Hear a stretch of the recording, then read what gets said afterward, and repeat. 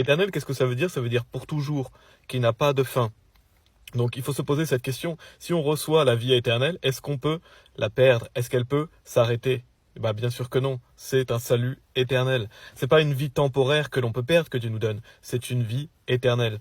Et dans 1 Jean chapitre 5, il y a un verset qui nous dit « Et ceci est l'attestation que Dieu nous a donné la vie éternelle, et cette vie est dans son Fils. » Donc l'attestation de Dieu, c'est que Dieu nous donne la vie éternelle, c'est-à-dire qu'on est sauvé pour toujours, on ne peut pas la perdre puisque c'est une vie pour toujours. Et le verset d'avant nous dit que justement, ceux qui ne croient pas à l'attestation de Dieu font de Dieu un menteur. C'est-à-dire que si vous croyez que l'on peut perdre le salut, ou si vous croyez qu'il faut faire des œuvres pour garder le salut, vous faites de Dieu un menteur, vous n'êtes pas sauvé.